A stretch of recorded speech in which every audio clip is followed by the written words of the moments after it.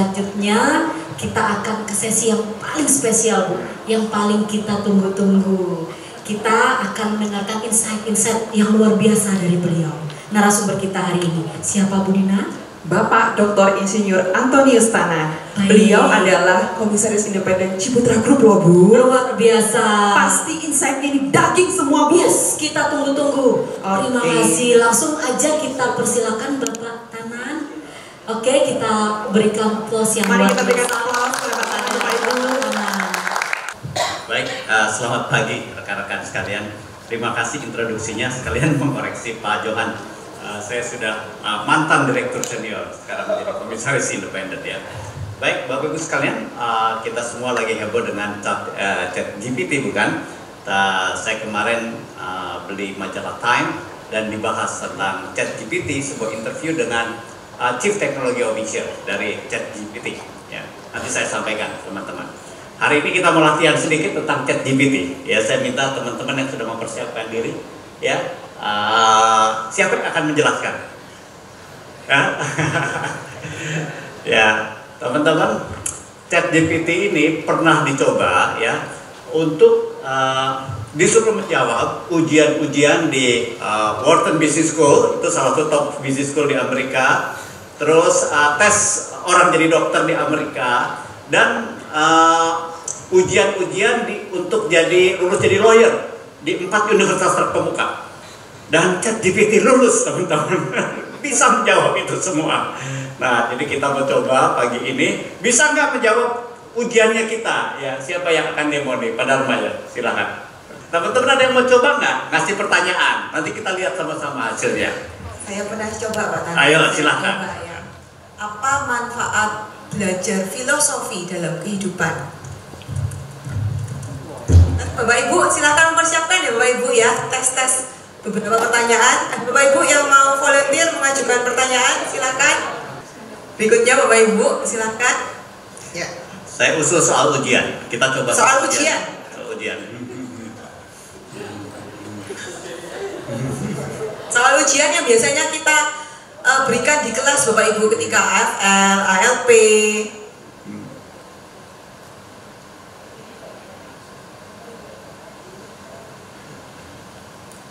Silakan.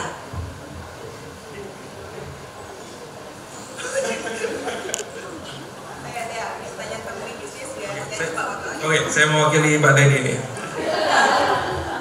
Apa yang membuat suksesi dalam family business bisa berhasil?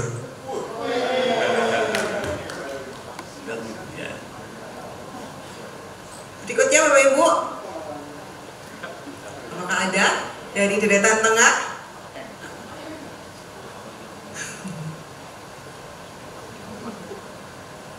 Ada? Bu Yanita?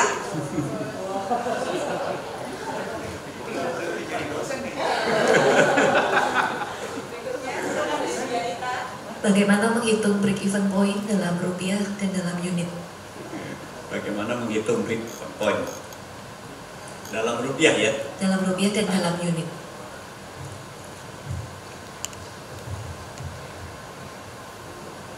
Saya berjalan ke arah sebelah sana ya, supaya ada perwakilan dari MKU dan MKI. Biasanya soal seperti apa sih yang kita berikan di MKU dan MKI? Oh, yang tadi belum selesai. Yang tadi masih mikir. Masih mau nambah dua. Yang tadi masih mikir yang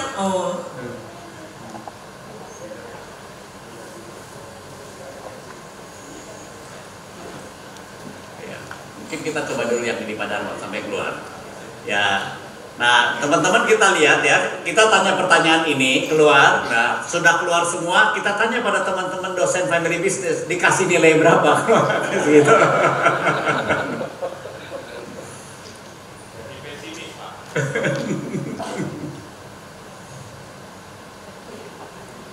Tiba-tiba Pak Teddy merasa terancam ya. Baca GPT ya.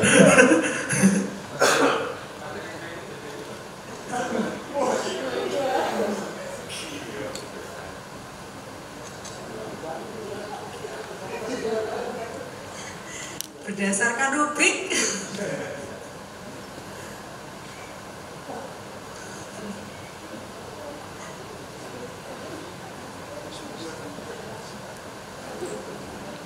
Wah, ini masih berlanjut ini.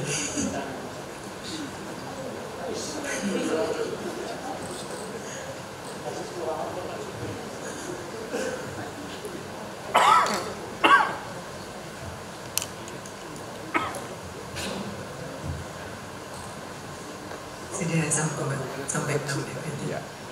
Nah, coba. Tadi kalau jawabannya 6, mahasiswa bisa menjawab tadi 6 poin ini dikasih nilai berapa? Bagus kan, komprehensif kan? Mahasiswa bisa menulis 6 itu hebat tuh. Ya. Ya.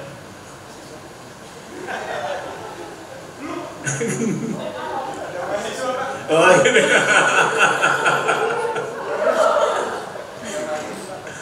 Baik. Oke. Tadi yang BEP juga Yang sudah BEP, ya. ya. Nah ini.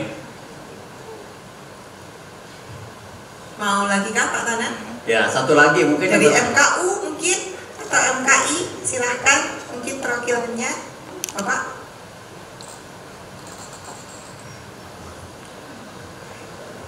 Mengapa etik penting dalam bisnis? Kenapa? Kenapa etik? Penting. Mengapa etik penting dalam bisnis? Terima kasih.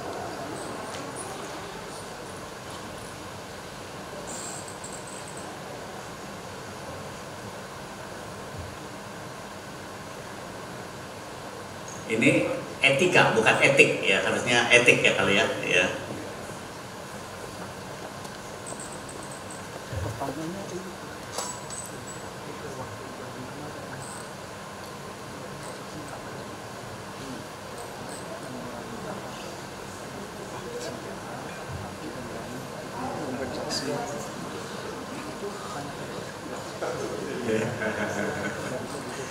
Ya, dikasih angka berapa nih Pak? Pak masih memungkinkan satu? Iya boleh, boleh.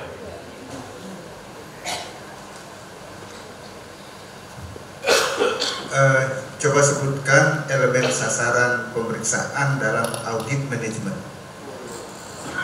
Pak, yang nggak nyambung yang ngetik bisa Ya, diulang. pelan-pelan, yang ngetiknya.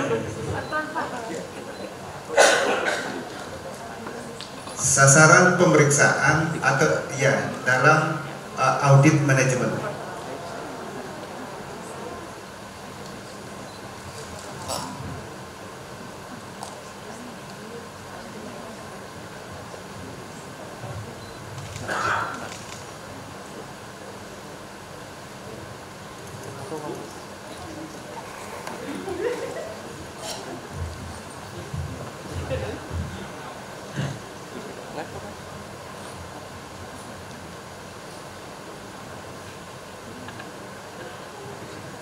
Sudah 7.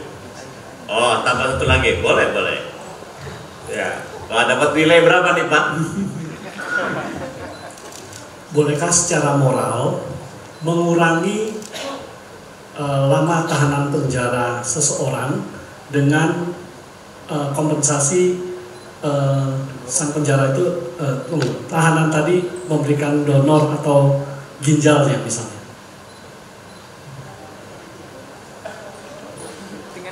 Dengan kompensasi donor oleh napi, ya tahanan.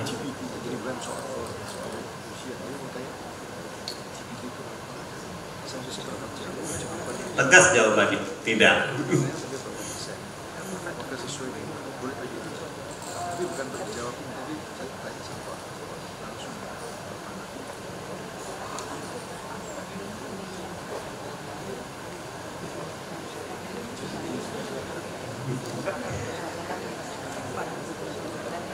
Ya. Setuju Pak Johan?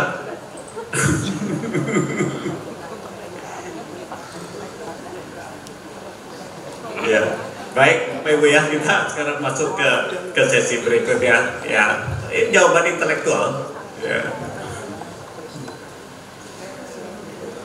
Baik Bapak Ibu, saya akan mengajak Anda berdiskusi beberapa hal yang bisa kita lakukan dalam sebuah dunia dengan tantangannya seperti ini.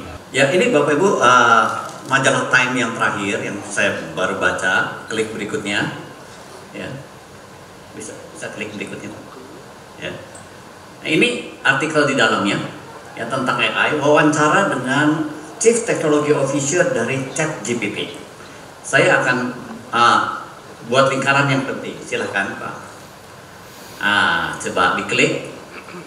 Nah, diklik bawah, dia bilang, wah, ChatGPT sudah berhasil, ya, melalui ujian di Wharton, melalui ujian jadi lawyer, ya, ujian jadi dokter, ya.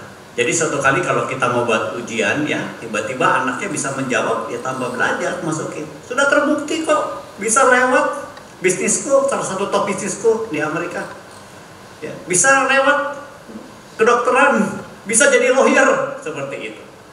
Ya, nah, Bapak Ibu sekalian, ini dunia kita, ya. Baik, berikutnya. Tadi kita sudah latihan, ya. Berikutnya, bisa pada ya. Ya, Bapak Ibu sekalian, saya akan coba sharing sesuatu yang sangat personal buat saya, yaitu pengalaman saya pribadi mendampingi Paci. Saya dari tahun 2003 sampai beliau berpulang punya kesempatan sangat istimewa membangun relasi yang dekat dengan beliau dan belajar dari beliau, karena pada saat itu Paci ingin menyebarkan entrepreneurship di Indonesia. Saya bersyukur bahwa saya yang dipilih oleh beliau untuk temani. Saya akan menyampaikan 3 konsep yang menurut saya sangat penting dari Paci Putra tentang entrepreneurship. Bapak Ibu sekalian, banyak entrepreneur menceritakan tentang rahasia keberhasilannya melalui testimoni. Ciputra unik. Dia mencoba mengkonsepkan itu sehingga bisa menjadi sesuatu yang boleh kita pikirkan memiliki nilai general, ya, bukan sekedar sebuah testimoni, ya. Saya mulai dengan kalimat beliau yang pertama, ya. Bapak Ibu sekalian, ini kalimat sederhana, tetapi waktu dia menjelaskan itu panjang sekali, ditutup dengan ini. Ya, saya mengatakan yang panjangnya tidak bisa saya jadikan definisi terlalu panjang, tetapi ini adalah kesimpulannya. Kenapa definisi ini muncul? Suatu kali Bapak Ibu sekalian, kami diundang oleh Universitas Pendidikan di Bandung, UPI, untuk presentasi entrepreneurship. Saat selesai, ya, kita makan, diundang makan. Saya pikir tadinya di forum kita akan dapat pertanyaan sulit. Wah, saya sudah agak deg-degan. Tapi ternyata waktu kita makan, pertanyaan sulitnya masuk. Pertanyaannya begini, Paci Putra, apa entrepreneurship menurut Bapak? Supaya kami bisa melakukan penelitian tentang itu. Wah, saya kaget. Kita tidak pernah memikirkan apa itu entrepreneurship menurut kita. Nah, sehingga waktu kembali, ya saya berdiskusi dengan Paci. Paci, apa itu entrepreneurship menurut Bapak? Bapak Ibu sekalian, jawabannya panjang. Kira-kira seperti ini. Coba lihat. Dulu tempat yang ditinggalkan, Ancol, tempat jin buang anak, sekarang menjadi apa? Coba lihat tempat-tempat yang sudah dilupakan. Pondok Indah, mana ada yang nyangka Pondok Indah, perumahan paling mahal di Indonesia, sekarang jadi apa? Citraland, dulu apa, sekarang jadi apa? Lalu ditutup dengan kalimat ini, seorang entrepreneur mengubah kotoran dan rosokan jadi emas. Saya akan jelaskan begini Bapak Ibu, khususnya Citraland, Anda mengalami ini. Saya mengalami proses waktu Paci Putra mengatakan, kita akan bikin sesuatu di sini. Saya ada di sana, waktu tangannya nunjuk begitu. Ya, saya prajurit Bapak Ibu pada saat itu, saya kerjakan saja tanpa memikirkan. Nah, pada saat itu Paci Putra meminta izin ke Pak Wali Kota, ya Bapak Ibu yang sudah cukup senior akan mengalami itu proses Pak Wali Kotanya dokter gigi, Pak Purnomo yang namanya, Purnomo, ya pernah dokter gigi jadi wali kota di kita. Waktu Paci mengajukan izin besar sekali yang diminta, sehingga tidak bisa ditengok lewat kaki. Untuk bisa lihat Citraland di zaman dulu itu harus sewa helikopter supaya kelihatan dari atas mana yang Paci akan minta, saking besarnya, dan memang besar ya Bapak Ibu ya. Ya, nggak bisa masuk lihat dari dekat begitu. Pak Wali pada saat dia di helikopter itu, dia ajak Pak Kresna Yana Yahya, ya Bapak Ibu pasti tahu Pak Kresna Yana Yahya. Saya mendengar cerita ini dari Pak Kresna Yana Yahya. Waktu ya Pak Kresna cerita, waktu Paci tunjuk ke bawah, dia mengatakan begini dalam hati, tidak mungkin akan terjadi perubahan. Bapak Ibu, ini saya merinding ceritanya. Entrepreneur cinta kata itu. Apa yang dilihat oleh orang lain tidak mungkin, itu dia. The beauty of entrepreneurship, melihat apa yang tidak dilihat orang lain. Entrepreneurship bukan sekedar berdagang. Bapak Ibu, kalau Bapak Ibu mengajar ini, sebuah kehormatan dan kesempatan emas, menginternalisasi setiap hari untuk melihat dunia ini penuh banyak hal kemungkinan yang tidak dilihat oleh kebanyakan orang. Itu entrepreneur. Itu yang ingin kita ajarkan. Bapak Ibu, segala sesuatu yang kotoran dan rongsokan itu dibuang, harganya murah. Dan kita bisa melipat gandakan. Ilmu melipat gandakan nilai, itu entrepreneurship. Entrepreneurship bukan sekedar berdagang. Ya, jadi Bapak Ibu, kalau tiba-tiba orang mengatakan ya, wah sekolah kami ada program entrepreneurship, buktinya apa? Kita bikin bazar. Saya dalam hati mengatakan, nanti dulu, value apa dalam bazar itu? Ya. Baik, itu poin pertama Bapak Ibu. Satu kalimat sederhana, tapi maknanya besar untuk saya. Ya. Berikutnya adalah penjelasan Bapak Ibu. Ya, jadi entrepreneur mengubah secara kreatif dan dramatis sesuatu yang dibuang atau tidak berharga menjadi sangat berharga dan bernilai tinggi untuk pelanggan. That's entrepreneur. Saya pakai kalimat lain. Kalau kita mengembangkan sesuatu bisnis dan pelanggan menolak kita, itu sebuah pesan. Inovasi belum selesai. Jangan salahkan pelanggan. Kadang-kadang orang berkatanya begini, orang Surabaya belum biasa produk ini. Ya kalau di China, di Amerika biasa. Nah yang disalahin kok pelanggan. Itu bukan entrepreneur. Ya saya masih ingat kalimat Pak Ciwi yang lain yang pernah saya sampaikan kepada saya begini. If something going wrong, salahkan diri sendiri dulu. Jangan salahkan orang lain. If something going wrong with your business, jangan salahkan pelanggan. Pelanggannya tidak bisa menghargai yang bagus. Pelanggannya mana nggak ngerti bahwa ini berguna. Jangan salahkan diri sendiri. Itu entrepreneur. Dia mengatakan, kalau pelanggan saya masih bisa mengatakan tidak, salahnya di saya. Bayangkan Bapak Ibu sekalian, ini menjadi materi daripada pembelajaran kita dan kita mengajarkan alumni UC bisa seperti ini. Impact sekali dalam hidupnya. Ya. Baik, kalimat berikutnya. Untuk siapa saja? Ya. Gap ini harganya $1.000. Saya akan ceritakan story-nya Bapak Ibu. Suatu kali Pak Ci ingin buat buku, ya. Lalu anjuran seorang teman, dia bilang ada satu orang doktor yang biasa jadi ghostwriter. Ya Pak Ci pasti nggak ada waktu sih nulis-nulis begitu ya. Udah pakai dia saja. Ya. Saya ngatur ketemu sama beliau ini. Lalu jadilah buku. Ya setelah wawancara Pak Ci dan lain-lain. Waktu mau diluncurkan, ya kami ngobrol lagi. Lalu Pak Ci bilang, bagaimana pendapat kamu? Ini kita cetak aja langsung. Saya usul begini ke Pak Ci. Pak, bagaimana kalau kita pakai orang lain untuk baca ini dulu dan kasih pendapat? Siapa? Nah, saya cukup impress dengan Daniel Dikade, ya sudah meninggal. Yang senior tahu, Pak Johan masih tahu. Ya dia lulusan Cornell, dulu ketua Litbangnya Kompas. Orangnya very critical. Waktu saya bicara sama dia, mau nggak dia baca bukunya Pak Ci kasih kritis? Dia tahu nggak statementnya apa ke saya? Boleh, tapi you jangan harap saya kasih good news ke you. Saya bilang saya akan apa adanya. Wah, saya bilang saya senang sama yang begitu. Saya tidak akan membuat you happy. Saya akan baca apa adanya, saya kasih tahu. Bapak Ibu sekalian, buku itu dibaca, dia reportnya dengan 1 halaman. Lalu kalimatnya begini, Bapak Ibu. Buku ini kayak buku World Bank. Hanya satu keasliannya Pak Ci dari buku itu, yaitu ini caps. Saya akan terangkan Bapak Ibu. Ya, karena memang betul ini asli beliau.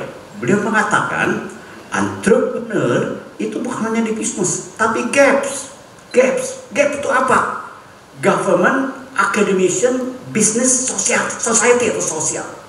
Jadi kalau seseorang dengan jiwa dan keterampilan entrepreneurship jadi gubernur, dia akan mengubahkan provinsi miskin jadi provinsi yang sejahtera. Ingat Bapak Ibu, mengubah kotoran dan rosokan menjadi emas. Yang tidak berharga menjadi sangat berharga. Bukannya entrepreneur jadi gubernur misalnya, wah teman-temannya dapat proyek. Salah sekali. Kalau dia jadi bupati, kabupaten yang tidak sejahtera menjadi kabupaten yang makmur. Kalau dia jadi akademisi, dia akan mengubahkan anak-anak yang dianggap tidak punya harapan menjadi anak berprestasi. Kalau dia menjadi bisnismen, perusahaan yang tidak ada jadi ada, yang kecil jadi besar. Bapak Ibu, jumlah usaha di Indonesia itu kira-kira 55 juta. 98,12% itu mikro. Mikro itu apa? Lebih kecil dari kecil Bapak Ibu. Kan kategorinya mikro, kecil, menengah, besar. 50 juta lebih mikro. Pernah nggak kita berpikir, kenapa ada 50 juta lebih? Lahirnya mikro, sekarang mikro, nanti mikro.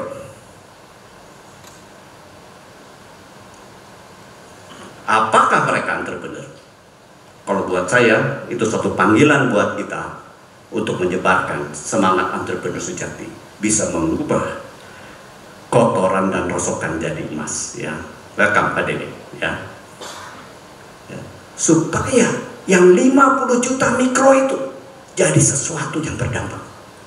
Ya, Bapak Ibu, 1% pertumbuhan ekonomi Indonesia, itu kira-kira menciptakan employment kira-kira 250 ribu.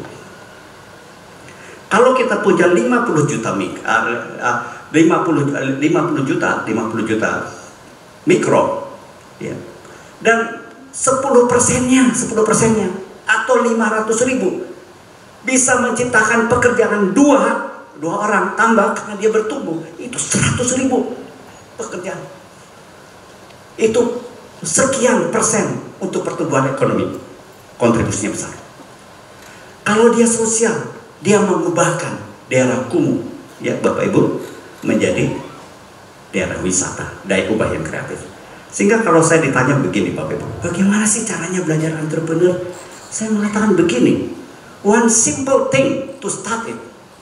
Jangan dulu pikir punya toko, jangan dulu pikir punya PT. Mulai dengan diri sendiri. Your first product as entrepreneur is your own life. Bisa nggak kita entrepreneurkan hidup kita sehingga ketika orang melihat hidup kita, your life is wonderful, karena berubah makin indah. Bapak Ibu sekalian sibuk kan? Tidak perlu ke bank dulu untuk jadi entrepreneur. Kita sudah punya sesuatu, hidup kita dan sejarah hidup kita. Jadikan itu sebuah kisah yang entrepreneurial. Ya. Berikutnya, ya. Entrepreneurship itu mindset. Saya masih ingat tuh waktu ketemu, ya dia duduk di meja rumah Antonius. Entrepreneurship itu mindset. Artinya Bapak Ibu apa? Itu tidak hanya keluar pada saat kita dagang, pada saat kita bisnis, pada saat kita project. If you are real entrepreneur, your own life, bahkan keluarga kita di rumah akan lihat kamu ini entrepreneurial. Karena itu mindset. Mindset itu ke bawah kemana-mana, akan kelihatan, tidak bisa disembunyikan, tidak bisa hanya dikerangkeng dalam dunia bisnis saja. Itu muncul di mana-mana. Bapak Ibu, this is the beauty of entrepreneurship yang membuat saya juga mencintai. Ya, Bapak Ibu, ya saya berkali kesempatan ini berbagi 3 kalimat. Ya, nanti ada kalimat-kalimat lain. Nanti bulan Maret saya punya kesempatan cerita tentang kalimat-kalimat indah dari Patri yang punya arti yang mendalam. Ya, baik. Sekarang kita masuk lebih jauh. Bapak Ibu, ya, ini saya pengen latihan sedikit ya. Entrepreneur mengubah secara kreatif dan dramatis sesuatu yang dibuang atau tidak berharga menjadi sangat berharga dan tinggi untuk pelanggan. Ini kata lain ya, kalimat lain dari mengubah kotoran dan rosokan jadi emas. Nah, saya mau minta tolong siapa nih? Minta tolong MC deh, ya. Siapa MC? Ya, ya. Budina ya, dia. Ya. Ya. Tolong berikan ini kepada seseorang untuk menciptakan kalimat lain. ya. Ini kan contoh kalimat lain dari mengubah kotoran dosa menjadi emas ya. Jadi Bapak Ibu yang terima ini ya, coba ungkapkan dalam kalimat Anda siapa seorang entrepreneur itu dengan mengacu entrepreneur mengubah kotoran dan sopan jadi emas ya. Mungkin mengubah yang potensial menjadi real.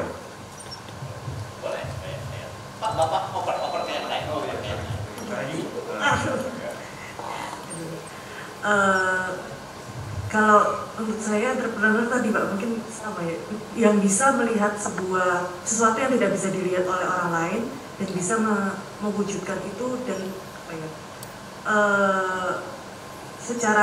secara personal bisa bertumbuh. Baik ya. Satu orang lagi deh ya, silakan.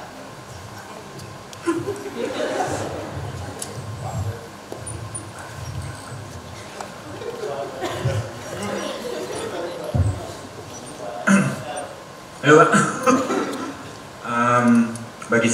Bagi saya dan pastinya teman-teman saya juga sepakat bahwa seorang entrepreneur itu seseorang yang mampu memberikan sebuah nilai, sebuah arti yang berharga bagi lingkungan kami Pak, bagi komunitas kami untuk bisa memaknai sebuah kehidupan dengan lebih baik lagi.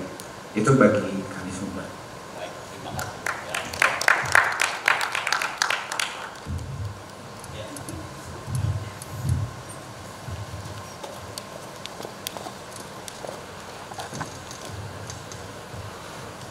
Makasih. Ya Bapak Ibu sekalian, saya dengan Pak Teddy kami di Family Business Center ya. Di dalam Family Business ini Bapak Ibu ada sebuah jargon yang sangat terkenal namanya kutukan generasi ketiga. Ya, jadi itu ada dalam bahasa Mandarin ya. Saya tidak bisa melafalkan ya, ada susah, bahwa kemakmuran itu tidak bisa lewat 3 generasi. Ya, kalau kita bahasa Indonesia sering mengatakan katanya kakeknya mendirikan, anaknya menikmati, lalu cucunya menghabiskan. Kan generasi ketiga. Nah, kalimat-kalimat seperti itu muncul di tempat lain, di Brasil ada, di Inggris ada. Jadi rupanya merata. Nah, kalau kita menjadi seorang entrepreneur dan mengurus family business, apa yang akan kita lakukan dalam bahasa mengubah kotoran sopan jadi emas? Kita akan meniadakan kutukan generasi ketiga itu. Itu tugas kita. Ya, makasih. Ya. Untuk membuat generasi tiganya malah bisa lebih berhasil. Itu kita menjadi entrepreneur di family business. Ya, Bapak Ibu, kutukan generasi ketiga ada di mana-mana itu. Ya. Baik ya. Nah, Bapak Ibu, sekarang saya akan mulai masuk pedagogi sebagai inovasi ya. Bapak Ibu, pedagogi ya kalau pengen gampangnya itu how to teach lah paling gampang. Ya, apa sih pedagogi tentang how to teach ya? Yuk, berikutnya. Nah, ini Bapak Ibu 4 literatur yang menjadi bahan saya hari ini. Nanti ini dibagikan, silakan kalau Bapak Ibu mau explore ya.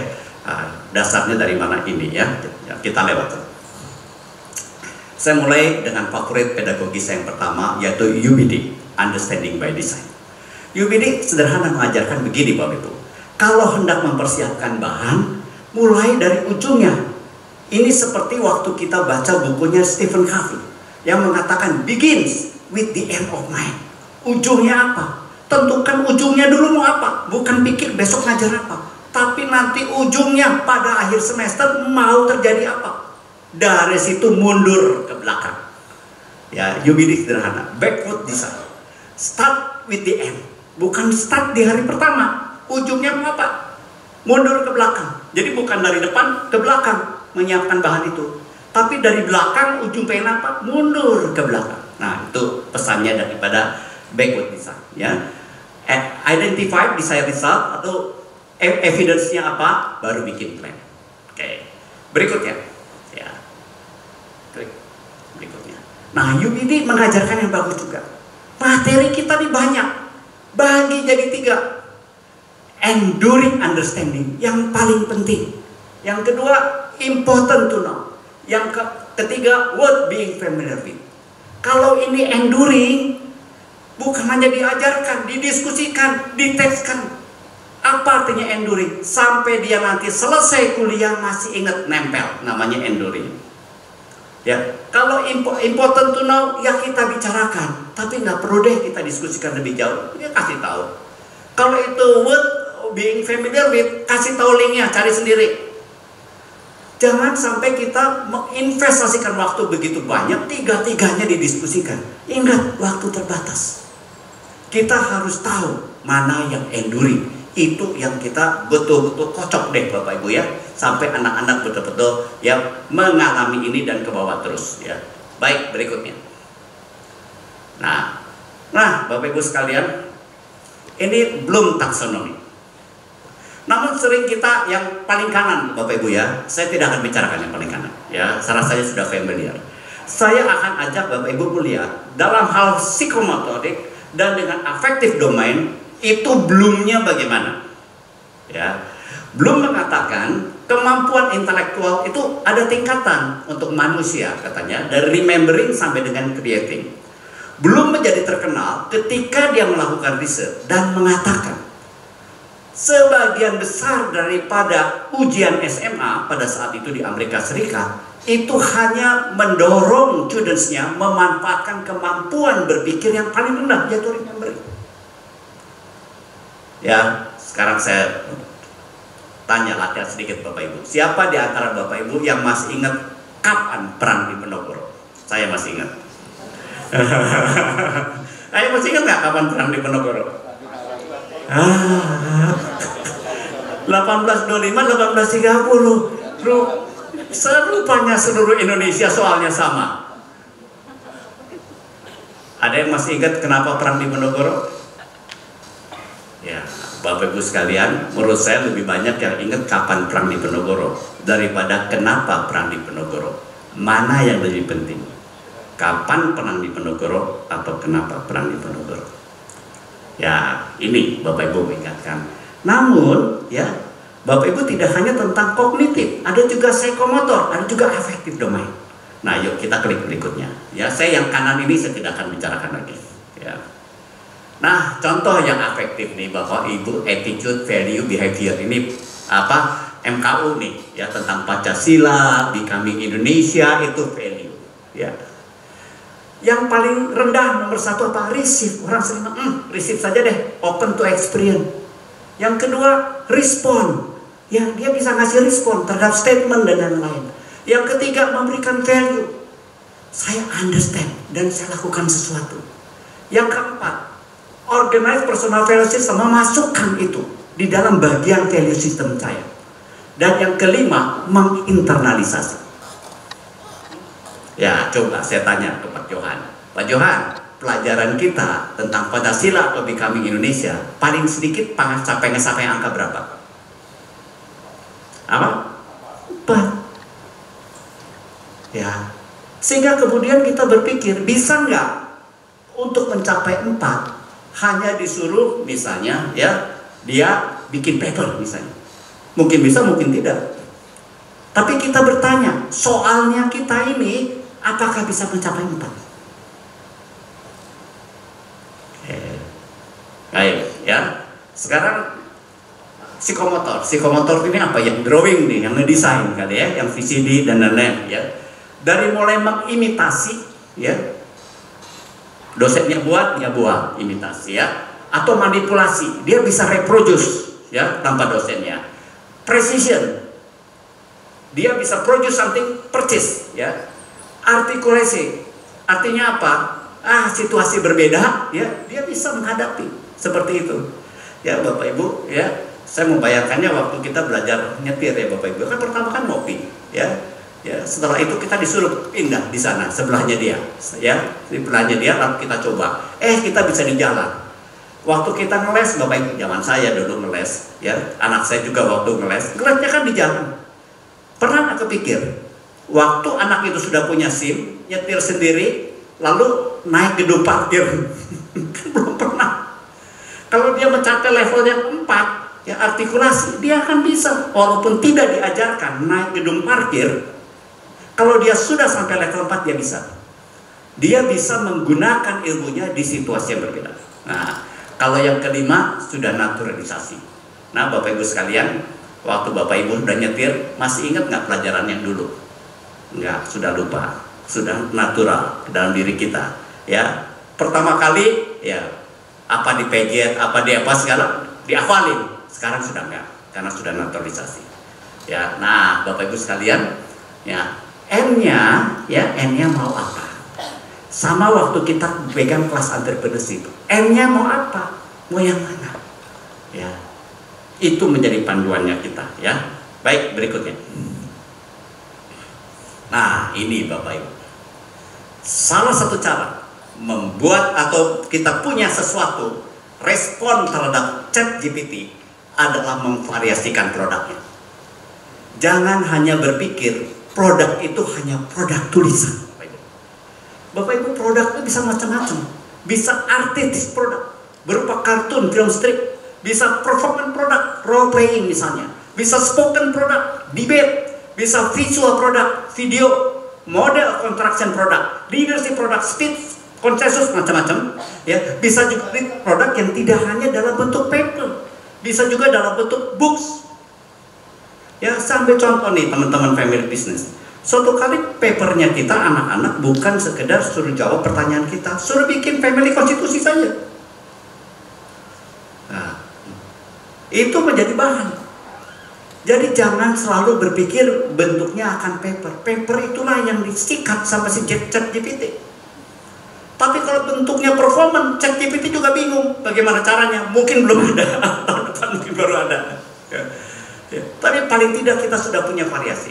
Ambil contoh Bapak Ibu ya, dalam bidang desain arsitektur, karena kebetulan saya developer. Kita melatih anak-anak kita, mahasiswa kita misalnya dalam desain, dalam bentuk desain kan kertas, itu di-assess. Pada kenyataannya assessment bukan begitu. Ya ini Pak Denny arsitek nih ya. Ya bisa merasakan. Waktu Paci ketemu arsitek pertama kali, memangnya langsung suruh bawa papernya? Enggak, diwawancara dulu. Waktu diwawancara itu dia assess loh. Ya. Pada kenyataannya real life tidak selalu bentuknya paper. Percakapan itu assessment. Dia di-assess juga. Bahkan mungkin itu assessment yang pertama. Ya. Diuji barangkali ya. Coba kalau Anda bisa memilih ini warna akan diganti warna apa? Itu udah assessment. Ya. Tanpa harus berupa paper. Ya. Nah, baik berikutnya. Nah, lalu instruksi itu macam-macam, Bapak Ibu sekalian. Ini salah satu contoh saja ya. Ada direct instruction, ada indirect instruction, ada experiential, ada individual, dan ada interactive instruction. Nah, saya ingin jelaskan Bapak Ibu ya. Yuk, berikutnya. Direct instruction, ya prinsipnya Bapak Ibu dominan, ya dominan teacher-nya ya. Teacher-nya seperti mengajarkan seperti begitu. Kalau indirect, ya ada penugasan, dan lainnya problem solving itu indirect. Kalau interaktif itu banyak sekali diskusi di antara anak-anak ya. Experiential, ya kalau Anda lihat di entrepreneurship sekarang. Independence tadi tugas suruh dia kerjakan sendiri. Nah, Bapak Ibu sekalian, ini contoh variasi-variasinya yang kita bisa kembangkan. Jangan terkunci kepada yang direct. Namun Bapak Ibu, kalau Bapak Ibu terkunci hanya punya kesempatannya direct, ada satu teori yang mendukung, namanya Variation Theory. Apa itu? Berikutnya. Nah, Variation Theory mengatakan begini. Mengajarkan what is harus disertai dengan what is not. Dan kemudian difference. Contoh-contohnya apa? Contoh Bapak Ibu ya. Kita hendak mengajarkan apa itu warna merah. Maka cara mengajarkan menurut Variation Theory, nih merah, nih bukan merah, yaitu biru misalnya, kuning. What is not, kontras namanya. Kemudian yang ketiga berikutnya apa? Apa contohnya? Ini merah muda, ini merah jingga, ini merah tua, dan lain-lain. Itu merah. Ya. Kita mengajarkan Pancasila. Ya. Apa itu Pancasila? Apa itu bukan Pancasila? Contoh Pancasila. Nah, itu Variation Theory. Kalau waktu Anda kepepet, mau tidak mau harus direct ya. Yuk, berikutnya. Ya, ini literaturnya kalau ingin referensi lebih jauh ya, Bapak Ibu ya. Yuk, berikutnya. Saya ambil contoh ya. Saya sendiri waktu mengajar opportunity bagaimana? Resultnya apa? Saya ingin mengajarkan ini konsepnya. Kuratko mengatakan, an opportunity is something that an entrepreneur recognize as solving a real problem or adding value. Kuratko, ya. Lalu Timor dan Spinelli mengatakan, ya, Create or add significant value to customer, solving significant problem, having robust market margin and money making characteristic, and a good fit with the founders and management. Nah, ini Spinelli. Berikutnya, konsepnya apa yang ingin saya ajarkan? Customer centric. Evidence-nya apa? Nih, top statistik. Ya, kesalahan pertama dari startup adalah building something nobody want. Banyak orang tahu, banyak orang melanggar. Ini semua, ya. Teori pendukungnya apa? Steve Blank. Bapak Ibu perhatikan, Steve Blank Customer Development. Dari 4 konsep yang dibulat-bulat ini, Bapak Ibu sekalian, itu tentang customer 3 loh. Dia mengatakan, jangan eksekusi dulu kalau kita belum sanggup untuk melakukan customer creation. Ini disuruh bolak-balik di sebelah kanan. Itu memperlihatkan betapa pentingnya customer. Ya. Banyak orang main cepat-cepat sih ya dalam hal seperti ini. Sekarang mengajarkannya bagaimana kalau tanpa ngomong begini Bapak Ibu ya. Ya. Saya akan share ke Bapak Ibu gamesnya ya. Seperti ini. Ayo silakan. Ini yang saya pernah lakukan Bapak Ibu ya. Instruksinya apa? Pakai individual study. Kalau ada 1 juta orang percis seperti kamu dan kamu entrepreneur palu gada, maka kamu akan bisnis apa? Jelaskan dengan 5 ciri. Ya Bapak Ibu, saya ambil contoh diri saya sendiri ya. Teman-teman tahu ya Bapak Ibu, saya suka sayur lah Bapak Ibu ya. Bukan saja memang suka sayur, tapi saya sudah pre-diabetik. Jadi memang mau tidak mau harus makan sayur lebih banyak seperti itu. Ya, kalau ada 1 juta orang seperti saya dan hidup bertetangga dengan saya, maka saya akan bikin restoran all you can eat sayur semua. Wah, buat saya luar biasa. Nah, itu baru fiturnya 1. Fitur kedua apa? Harganya berapa? Fitur ketiga, ya. Lalu, ya sayur itu kan bisa macam-macam ya Bapak Ibu ya. Sayurnya kan bisa dibikin gado-gado, bumbunya ya bisa dibikin untuk jadi salad dan lain-lain ya. Appetizer-nya bisa apa saja seperti itu ya. Lalu makannya seberapa besar porsinya itu merupakan fiturnya. Terjemahkan fiturnya jadi 5. Kalau 1 juta orang seperti kamu. Itu cara pertama untuk memahami bagaimana dari problem diubah jadi solusi. Cara kedua mulai interaktif. Ya. Kalau ada 1 juta orang percis seperti Pak Denny misalnya ya, dan kamu entrepreneur palu gada, maka buka bisnis apa? Mau tidak mau harus interaksi, harus ngobrol. Ya. Nah, Bapak Ibu setelah ngobrol, dia simpulkan. Misalnya simpulkan jadi 3, kembali ke Pak Denny. Pak Denny cocok nggak? Divalidasi. Nah itu contoh dibuat gamenya. Ya, contoh berikutnya ya. Klik berikutnya. Ya bisa dibuat begini. Bapak Ibu bayangkan ya. Ini ada 6 orang, masing-masing suruh wawancara 3 orang, teman-temannya gantian, tuker-tukeran, sudah latihan dengan 3 orang. Seperti itu. Ya, dia tinggal bikin catatan. Ya, untuk si A produknya ini fiturnya ada 5, yang ini apa? Tinggal diuji, divalidasi dalam sebuah game. Bapak Ibu sekalian, sehingga menjadi sebuah interaksi, menjadi sebuah gamifikasi, menjadi sebuah aktivitas, bukan ngomong-ngomong begini saja. Ya, nanti kita latihan Bapak Ibu ya. Yuk berikutnya. Ini indirect ya. Ini saya pernah lakukan juga di sini ya. Waktu teman-teman dengan teman-teman dosen ya. Satu kelompok nih Bapak Ibu bayangkan, satu kelompok 5 orang. Lalu yang paling tua itu ya, bisa gampang cari paling tua. Itu menjadi pelanggan.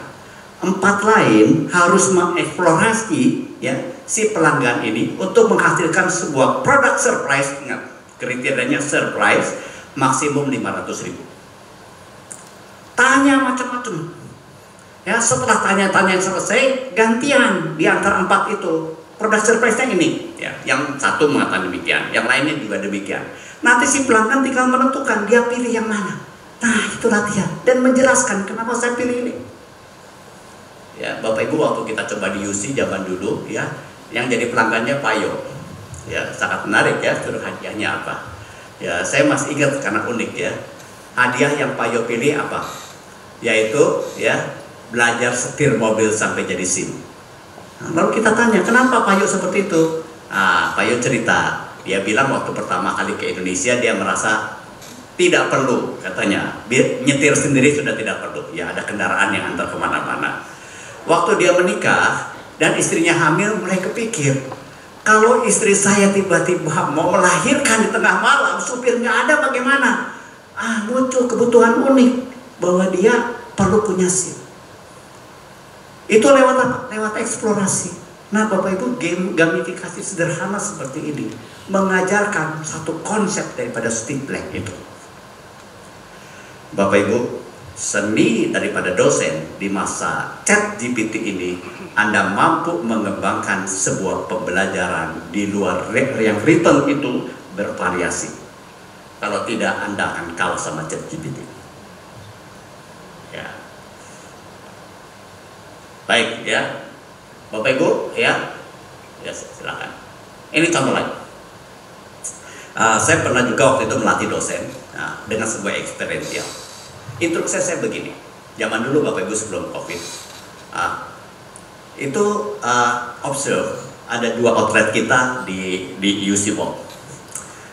Dulu ada Chinese restoran yang punya alumni kita, apa yang namanya? Wei Xiao ya, Bapak Ibu ya, Wei Xiao ya. Sebelahnya Wei Xiao itu ada yang jual salad, Bapak Ibu. Nah, saya hanya minta dosen untuk observe 2 itu. Saya punya beberapa pertanyaan. Perhatikan jam buka, jumlah karyawan, peralatan yang dimiliki, dan harga. Ya, kira-kira 4 yang saya ingat itu. Bapak Ibu sekalian very surprise ketika lihat. Ya, yang Wei Xiao itu alat banyak, karyawannya banyak, bukanya panjang, Bapak Ibu sekalian, dan karyawannya makin banyak. Yang salad itu, ya sekarang udah nggak ada ya, kena COVID ya. Bukanya lebih pendek, harganya lebih mahal, karyawannya sedikit, hampir tidak ada alat, hanya botol dengan kulkas. Satu dosen rupanya paham tentang food, dia bikin kalkulasi harga, dia mengatakan itu margin yang sangat besar. Lewat apa? Lewat experience. Dilatih melalui experience. Ya. Confucius mengatakan, I hear and I forget, I see and I remember, I do and I understand. Ya. I hear and I forget, I see and I remember, I do and I understand. Ya. Baik. Nah, Bapak Ibu sekalian, kita akan melakukan latihan ya. Nanti yang membagi kelompoknya Bu Nana ya. Ya, baik. Tugasnya begini Bapak Ibu sekalian. Bapak Ibu sekalian akan dibagi dalam kelompok. Yang pertama, yang Bapak Ibu lakukan, kelompok menentukan luaran pembelajaran dan menyiapkan instruksinya. Udah tentukan aja apa yang gampang, yang biasa Anda ajarkan. Luarannya apa ya? Luarannya apa ya yang ingin Anda capai, dan instruksinya apa untuk dilakukan 30 menit. Jadi Bapak Ibu nanti mengajarkannya bukan berhadapan, dikasih tugas ya, dan mereka melakukan at the end belajar sesuatu. Ya, ini sebuah seni dalam mengajar, teaching without teaching. Ya. Kemudian setelah Bapak Ibu berunding 20 menit, Bapak Ibu punya kesempatan 10 menit menjelaskan pada kelompok yang lain, kelompok pasangan Bapak Ibu. Setelah Bapak Ibu menjelaskan, interaksi boleh ditanya untuk memahami tugas. Nanti kelompok ini pun memberikan tugas pada Bapak Ibu sekalian. Dia juga harus mendesain tugas untuk Bapak Ibu sekalian ya. Dan kemudian Bapak Ibu sekalian diberikan waktu 30 menit untuk melakukannya. Ingat, tugas 30 menit tapi belajar sesuatu. Nah, setelah 30 menit Bapak Ibu sekalian, nanti kita akan kumpul lagi ya. Nah, cocokin Bapak Ibu ya. Saya belajar apa? Waktu mereka menyampaikan pada Bapak Ibu belajar apa, Bapak Ibu cocokin. Desain saya kena nggak? Bapak Ibu jangan beritahu dulu kepada kelompok yang diberikan tugas oleh Bapak Ibu luarannya mau apa, jangan kasih tahu. Nanti hasilnya mereka merasa belajar apa, cocok nggak sama rencana Bapak Ibu sekalian. Ya, ingat, selama 30 menit itu mereka melakukan sesuatu, Bapak Ibu tidak akan ngomong apapun dengan dia. Kalau saya punya instruksinya, instruksi bertingkat bagaimana? Setelah lakukan ini, pakai kertas. Nanti Bu Nana siapkan kertas. Jadi bisa memberikan begini. Kertas ini isinya tugas 1. tugas 1 sudah selesai, buka tugas 2 di kertas berikutnya. Jadi orang tidak perlu bertanya pada Anda. Seakan-akan 30 menit Anda nggak ketemu lagi dengan kelompok ini, tapi kelompok ini belajar. Ya, ingat kalau ada tugas, tulis dalam kertas. Ya, jangan buka kertas kedua sebelum kertas 1 selesai. Misalnya, tugasnya seperti itu. Atau Anda juga bisa berikan kertasnya semua, boleh, terserah. Ya, baik, ya. Berikut saya, jangan sampaikan dulu luaran outcome yang ingin dicapai. Perhatikan waktu, jangan terlalu cepat atau lama ya, terselesaikan tugasnya. Gunakan instruksi secara tertulis di kertas untuk mencapai teaching without teaching.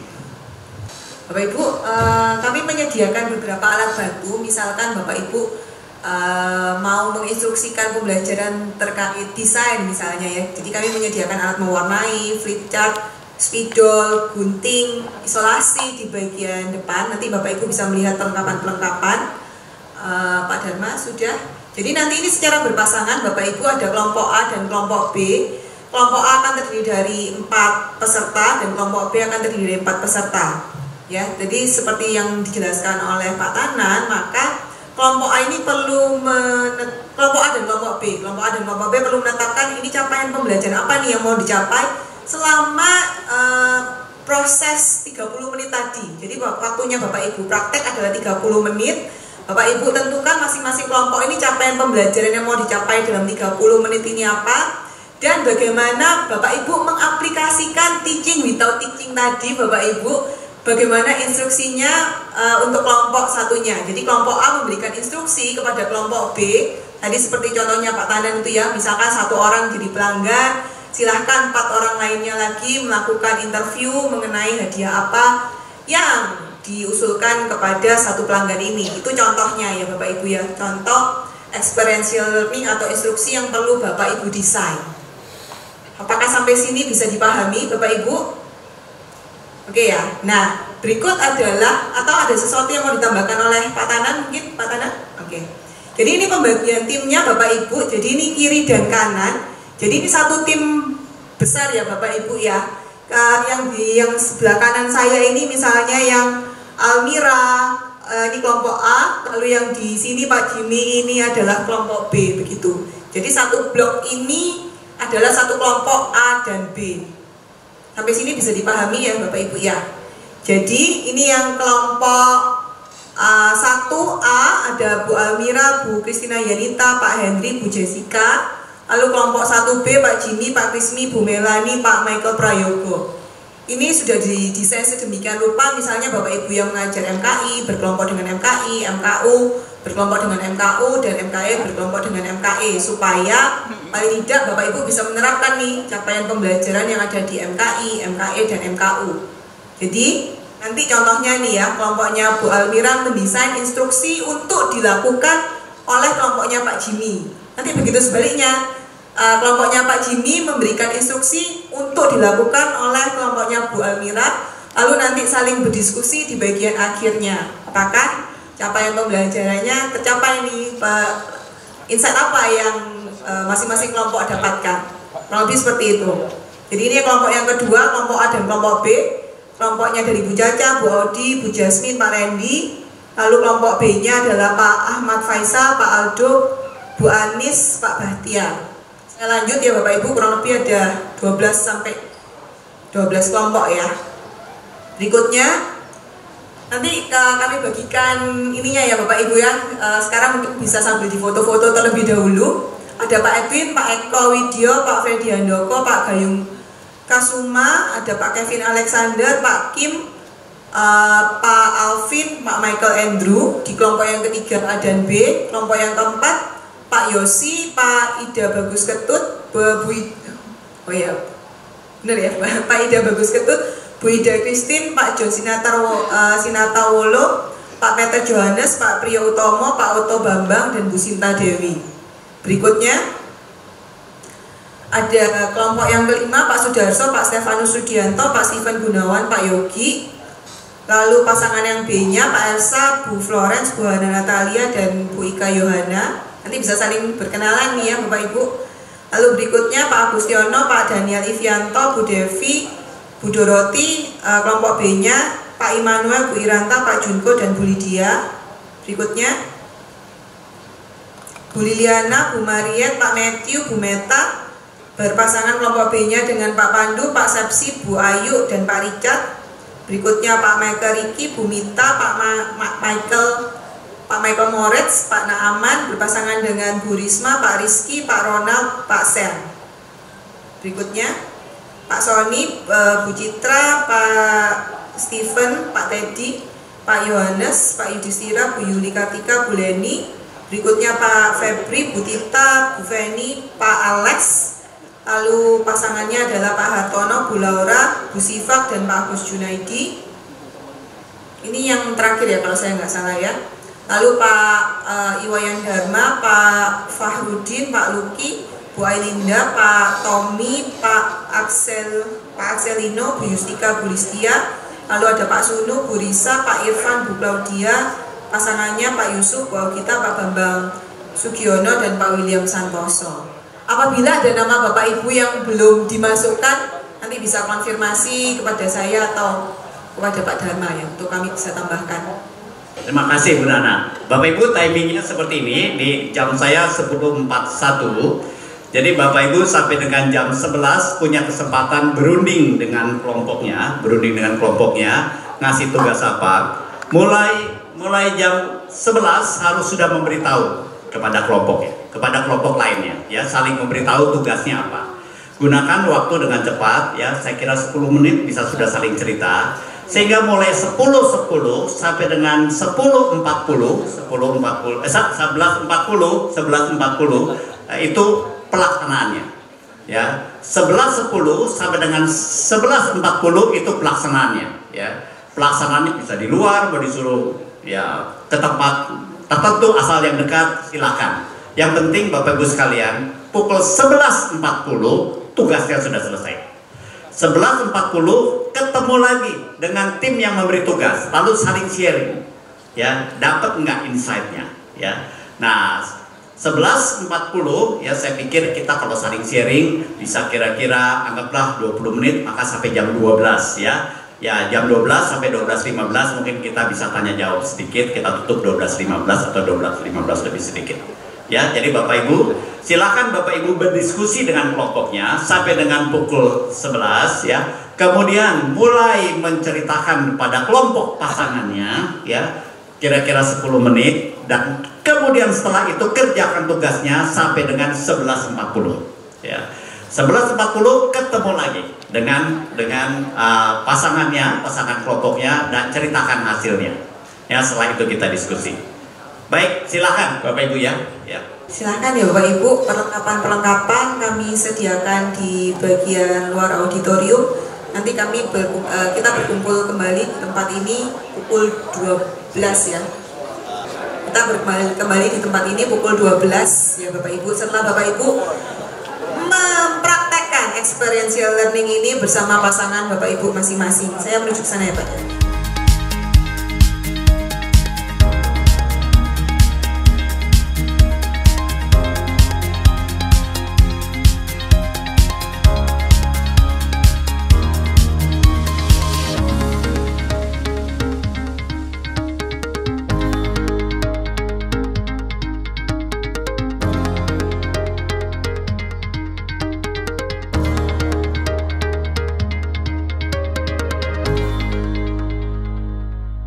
Selamat siang Bapak Ibu.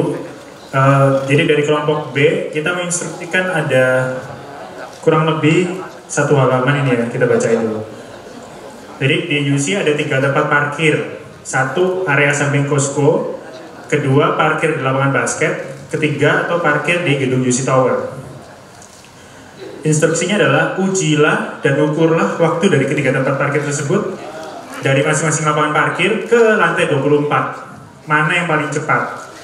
Ceritakan rute Anda secara rinci dari tiap lokasi parkir. Kemudian yang kedua, apakah problem yang mungkin muncul dari ketiga tempat parkir tersebut, dan solusi apa yang bisa diterapkan di UC di semester ini untuk dari permasalahan-permasalahan ketiga tempat parkir tersebut. Seperti itu instruksinya untuk dari kelompok A.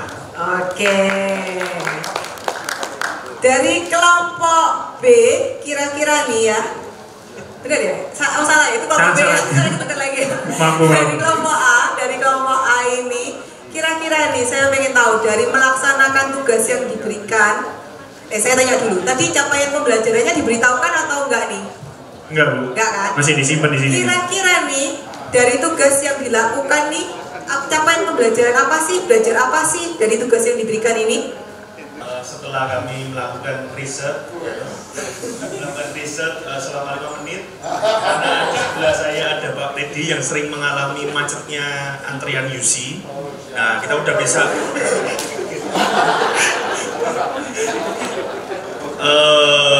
kita dari situ udah diskusi dan menemukan jawabannya. Jadi kalau dari posisi Costco kemudian ke area lantai 24 gedung baru UC, itu untuk ke lift karena Pak Teddy jalannya cepet kan, cuma butuh waktu 3 menit. Kalau saya pribadi 5 menit mungkin ya, atau 10. Kemudian kalau untuk menunggu lift ketika jam sibuk itu 3 menit. Kalau jam kebalik, kalau jam sepi 3 menit, kalau jam sibuk 10 menit. Untuk naik liftnya, proses naik ke lantai 24-nya itu jam waktu hari sepi 1 menit, sementara jam sibuknya 3 menit. Jadi kurang lebih totalnya itu untuk dari Costco ke lantai 24 itu butuh waktu sekitar 16 menit, 15 sampai 16 menit.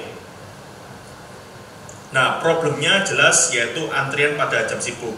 Kemudian solusi yang mungkin bisa, yang doable, yang possible untuk dilakukan adalah ini, distribusi kelas hingga tidak ada terjadi penumpukan di antrian UC. Kemudian untuk dari lapangan basket menuju ke lantai 24 UC itu pemotongan waktunya hanya perjalanan ke liftnya, jadi 1 menit.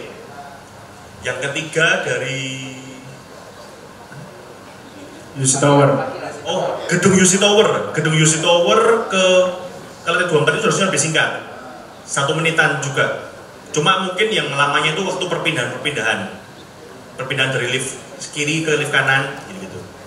Jadi seperti itu jawaban dari itu. Jawaban tugasnya. Kalau dari melaksanakan dan melakukan ini belajar apa nih kira-kira nih dari instruksi yang diberikan?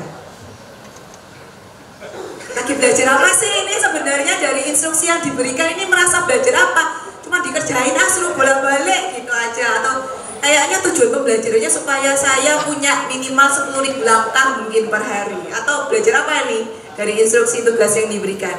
Dari kita sih belajar untuk manajemen waktu ya, supaya datang lebih awal dan pulang paling akhir.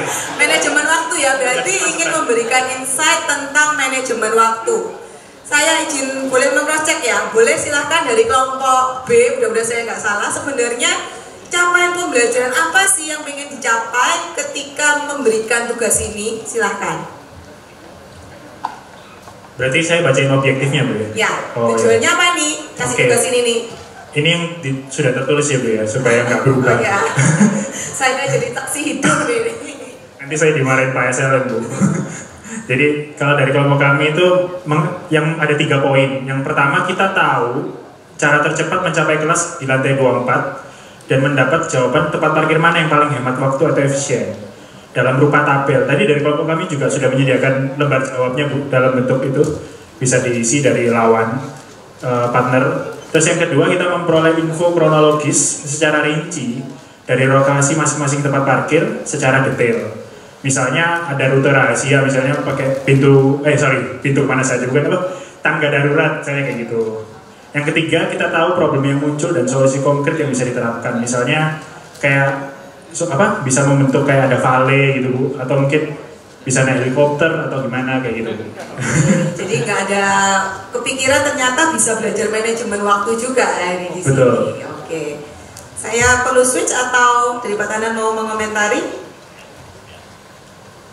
Tes. Baik, pertama terima kasih ya. Saya sangat unik ya pengalamannya ya teman-teman.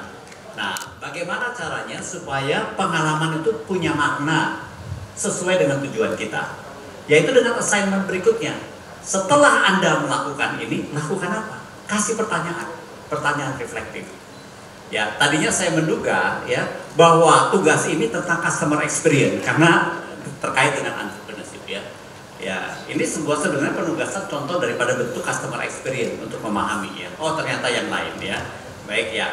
Oke, kita belajar ya, tipsnya adalah untuk membuat yang melakukan ini menemukan objektifnya, berikan pertanyaan reflektif atau pertanyaan diskusi sehingga dibawa sengaja kepada poin itu. Ya, baik barangkali itu. Cuman tadi tugasnya unik ya. Harus kita akui ya. Oke. Dari kelompok A mau sharing tugasnya yang diberikan apa? Dari kelompok A? Oke, instruksinya langsung ya, Bu Nana ya. Instruksinya ada dua. Yang pertama adalah menemukan barang berbahan baku triplek. Itu satu. Yang kedua, lakukan pemeriksaan pada bagian face dan back di triplek tersebut. Dan yang ketiga adalah lakukan penilaian apakah triplek itu triplek yang bernilai atau tidak bernilai. Gitu. Oke. Tadi itu instruksi yang diberikan tadi. Berarti tadi dari instruksi yang diberikan itu kan kami diminta untuk menyentuh sama menemukan barang yang dari dua jenis triplek tadi, yang ada grade-nya yang baik itu dibuat untuk mebel ya Pak ya. Kalau yang grade yang lebih buruk itu dibuat untuk konstruksi. Nah ya berarti tadi juga sudah dikasih satu, awalnya kami cuma dikasih seperti itu aja. Dan terus itu kan masih sangat, untuk orang awam mungkin agak bingung ya. Terus mereka kan dari tim sana bertanya kira-kira kalau kayak gitu gimana gitu. Nah kami kebingungan gitu kan. Ini gimana kalau cuma untuk dua itu aja, kan kesannya kayak orang awam melihat akan sama aja gitu kan, nggak ada perbedaan gitu kan ya. Terus untuk supaya lebih sesuai sama objektif yang diminta, kami bertanya gitu, tanya itu gimana cara bedainnya gitu. Nah terus bosan dijelasin kalau ada dua kriteria, kalau yang untuk yang bagus, grade yang bagus tadi itu permukaannya harus datar gitu kan ya. Terus habis itu yang kedua sifatnya itu jangan sampai ada kayak lubang atau patch tembelan atau apa di bawah ini, supaya dia itu yang bagus gitu. Ya oke lah gitu. Meskipun yang kedua itu masih agak blur gitu. Terus kami akhirnya langsung berangkat lihat kan, cari akhirnya menemukan kedua jenis itu dan sudah dipegang gitu, sudah di dokumentasi juga gitu.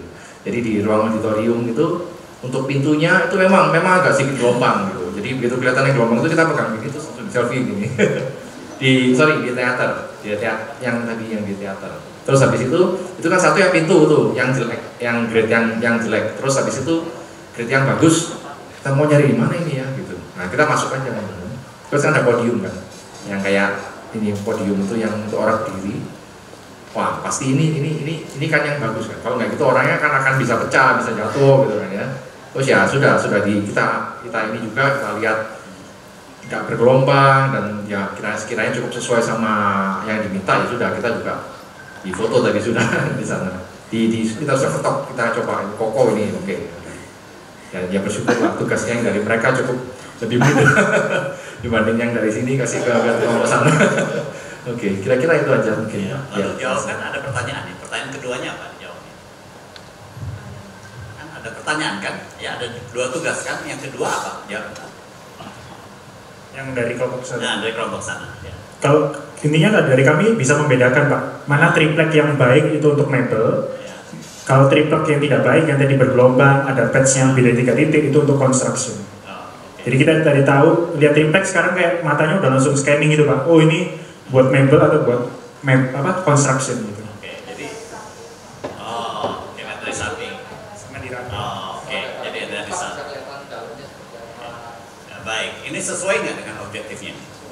Nah, ya, baik, tepuk tangan ya.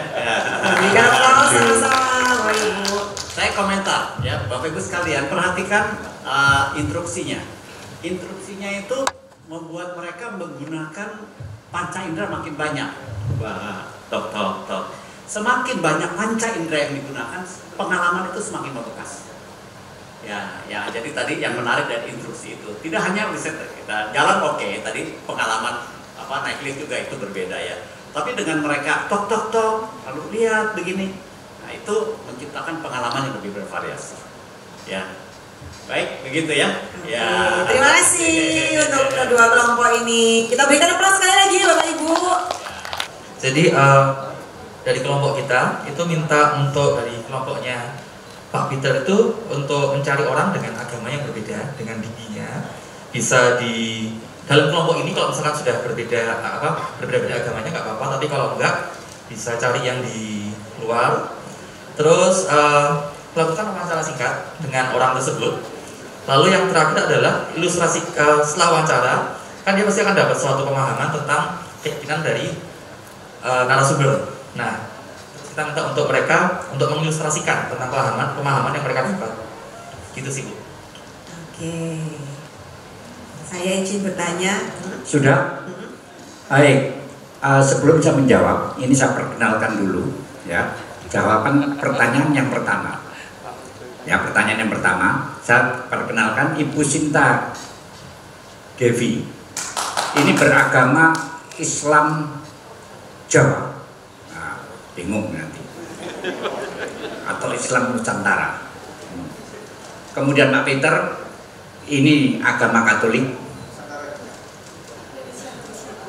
Katolik Indonesia. Betul, setuju. Kemudian Pak, Katolik Roma. tenang aja Pak. Pak Roni Nustamu beragama Kristen dan Pak Priyo ini beragama Islam murni lah ya. Oh, Arab. Saya sendiri nama adalah kepercayaan terhadap Tuhan yang Maha Esa. Nama saya Otto Bambang Wahyudi. Kalau orang kaya, saya punya Otto 2000, punya Otto Pharmaceutical. Nah, orang kaya tidak tahu punya siapa itu. Nah, kemudian pertanyaan yang kedua, tadi hasil wawancara menjelaskan, memahami pada saya bahwa kepercayaan terhadap Tuhan Yang Maha Esa ini adalah satu keyakinan, satu ketakwaan terhadap Tuhan Yang Maha Esa, di mana pelaksanaannya itu juga didasarkan kepada kearifan lokal bangsa Indonesia. Ini sehingga outcome dari kepercayaan terhadap Tuhan Yang Maha Esa itu adalah bersikap toleransi, ya, bersikap toleransi terhadap agama-agama yang ada di dunia, serta berperilaku sesuai dengan adat budaya bangsa Indonesia. Ini jawaban yang kedua dan ketiga. Saya pikir itu. Kira-kira belajar apakah dari interaksi atau praktek yang dilakukan atau tugas yang diberikan ini, Pak? Saling menghormati. Kita saling menghormati, ya, kita saling menghormati. Dan yang terlebih lagi adalah satu rasa kesatuan di antara kita. Jadi kita bersama-sama membangun satu kehidupan sesuai dengan kepercayaan terhadap Tuhan Yang Maha Esa. Kita sebut dengan memayu hayuning bawono. Jadi kita selalu menjaga dan melindungi dunia ini bersama-sama. Terima kasih, Pak. Kita berikan aplaus. Apakah tujuan pembelajarannya tercapai? Tercapai. Pakai perbedaan, toleransi. Baik, tepuk tangan dong ya. Mengingat keterbatasan waktu, saya tidak switch ya, Pak ya. Terima kasih kepada kedua kelompok. Saya persilahkan untuk boleh kembali. Terima kasih. Bapak Ibu sekalian, ada sebuah riset di India tentang dampak COVID yang 2 tahun lebih kepada students ya. Ada beberapa temuan yang menarik ya. Yang pertama, perhatian orang menjadi lebih pendek. Ya, tentu sudah terbiasa dengan layar menjadi lebih pendek. Ya. Kedua, kemampuan mengartikulasikan itu menjadi berkurang. Loh, sekarang di layar terus beda kan kalau kita sering bertemu, kita biasa menyampaikan sesuatu artikulasi. Ya. Kedua, ada problem tentang sosial emosional karena jarang berinteraksi. Sehingga menurut pendapat saya, kita perlu memikirkan instruksi-instruksi yang juga merupakan solusi buat mereka. Kalau mereka sudah 2 tahun dipaksa ngawasin, begitu aja berdiri diam, lalu pengalamannya juga sama di kelas, ya kasihan merekanya. Dan menurut pendapat saya, teachers, dosen yang entrepreneur akan menciptakan instruksi-instruksi yang menarik. Dengan cara itu kita membuktikan bahwa kita entrepreneurial. Ya, saya akan tutup dengan satu cerita, teman-teman. Saya dengan teman-teman lain pernah punya kesempatan melatih kira-kira 1.500 dosen dari 350 perguruan tinggi di Indonesia tentang entrepreneurship. Nah, kemudian ada seorang dosen dari Politeknik di Bandung. Cerita begini, pengalaman ini mungkin akan dialami oleh Bapak Ibu sekalian. Ya, dia bilang suatu kali dia duduk di kantin, lalu di depannya datang satu mahasiswa. Lalu mahasiswa tahu ini dosennya, ngobrol. Lalu, Pak, Bapak mengajar apa? Mengajar entrepreneurship. Pertanyaan dosen anak ini berikutnya adalah, oh begitu, Bapak bisnis apa? Coba Anda bayangkan, Anda berada di kelas, dosen mengajarkan entrepreneurship, lalu ditanya seperti itu, jawabannya apa? Kalau kita menjadi dosen yang entrepreneurial, ya kita bisa mengatakan, saya tidak ada bisnis, tapi boleh tanya pada mahasiswa saya, kapan saya tidak pernah tidak kreatif. Karena itu lebih ciri menjadi seorang yang entrepreneur. Ya, saya mengatakan bahwa Roma Bangun tidak punya PT, tidak punya toko, tetapi dengan kita lihat Kalicode bahwa dia seorang entrepreneur, dia tidak punya toko, dia tidak punya PT, dia tidak punya startup, dia hanya punya Kalicode yang membuktikan mengubah daerah kumuh menjadi daerah wisata. Dia seorang entrepreneur. Anda akan punya cerita seperti itu ketika Anda mengambil entrepreneurship sebagai bagian nilai waktu mengajar. Baik, terima kasih. Tadi saya sempat ngobrol nih sama Pak Tahanan, menyeletuk gitu ya. Pak Tahanan, sebenarnya ini adalah desain instruksional yang diberikan kepada peserta untuk memahami bagaimana entrepreneurial teaching. Jadi kita tidak hanya mendengar pemaparan, tadi kan secara knowledge kita mendengar, tapi kita mengalami bersama-sama bagaimana sih mendesain entrepreneurial teaching ini seperti apa, experiential learning ini seperti apa, kita mengalaminya sendiri dan mempraktekannya secara langsung, Bapak Ibu. Saya yakin kita semua merasa terberkati ya Bapak Ibu, belajar sesuatu hal yang baru. Kita berikan applause sekali lagi untuk Pak Antoni Sana. Terima kasih atas kesediaannya boleh mencerahkan setiap kami, untuk kami boleh siap-siap. Ini tidak hanya berhenti sampai hari ini Bapak Ibu, ada semester genap ke depan yang kita harus persiapkan. Jangan sampai ini cuma jadi pengetahuan, biarlah kita boleh praktekkan bersama-sama. Seperti tadi kan kita melakukan dan kita akan mengingatnya Bapak Ibu dan memberikan makna kepada anak didik.